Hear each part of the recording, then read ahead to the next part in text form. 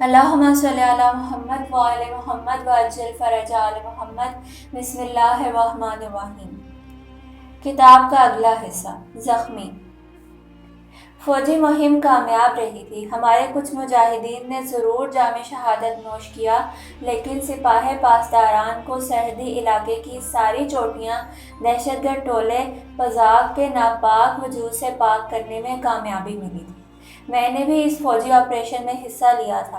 سالوں بعد ایک واقعی فوجی مہم میں شرکت کر کے ایک روحانی لذت اور سکون محسوس کر رہا تھا۔ دوسرے دوستوں کی مانند جام شہادت نوش کرنے کی آرزو تھی، لیکن اس حقیقت کا بھی ادراک تھا کہ کہاں میں اور کہاں شہادت کا رتبہ۔ جوانی کے دنوں کا جذبہ فداکاری اور شوق شہادت اب بجھتے چراغ کی مانند مدھم پڑتا جا رہا تھا۔ اسی فوجی مہم کے دوران فضائی آلودگی اور گرد و غبار کی وجہ سے میری آنکھوں میں انفیکشن ہو گیا تھا۔ ہوا کی آلودگی کے سبب آنکھوں میں شدید سوزش اور غیر معمولی تکلیف تھی۔ وہاں پر ایک ڈاکٹر صاحب تھے، چیک اپ کیا اور کچھ قطرے دیے، کہا تھوڑی دیر میں افاقہ ہو جائے گا، لیکن گھنٹوں گزرنے کے بعد کوئی افاقہ نہیں ہوا۔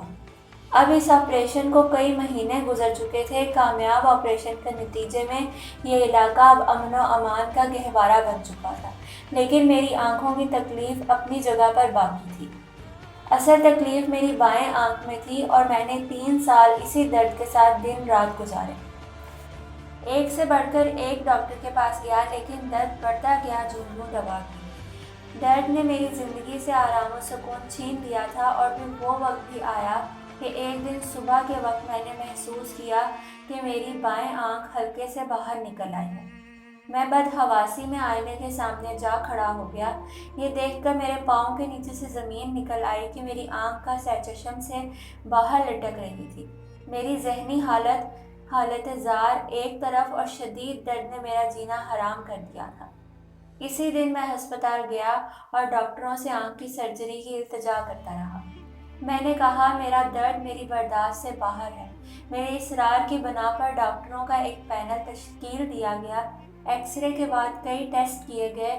ڈاکٹروں کے پینل میں ایک ڈاکٹر آنکھوں کا اسپیشلسٹ اور دوسرا دماغ کا سرجن تھا۔ تفصیلی چیک اپ کے بعد ڈاکٹر اس نتیجے پر پہنچے کہ آنکھ کے پیچھے ایک بڑا پھوڑا ٹیومر ہے۔ اسی پھوڑے کے دباؤ کی وجہ سے آنکھ کا سر چشم سے باہر آ گئی تھی۔ دوسری جانب یہ پھوڑا پیچھے سے دماغ کے ساتھ جڑا ہوا تھا، اور سرجری کے نتیجے میں اس کو نکالنا بہت خطرناک ہو سکتا تھا۔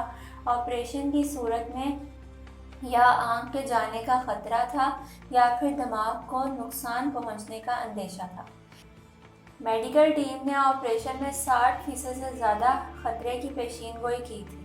میں نے ڈاکٹروں سے ہاتھ جوڑ کر التجا کی کہ خدارا میرا آپریشن کریں۔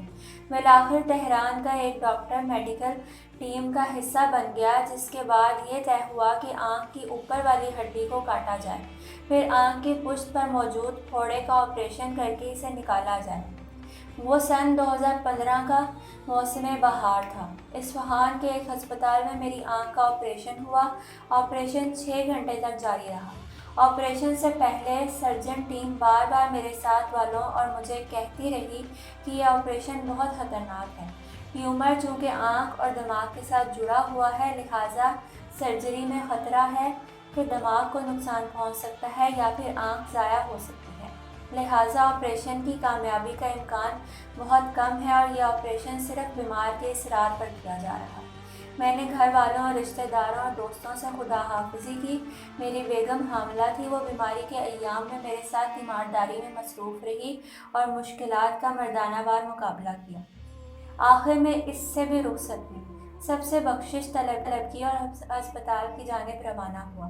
آپریشن تھیٹر میں داخل ہوتے وقت مجھے ایسا محسوس ہوا کہ اس کمرے سے واپسی کا کوئی راستہ نہیں۔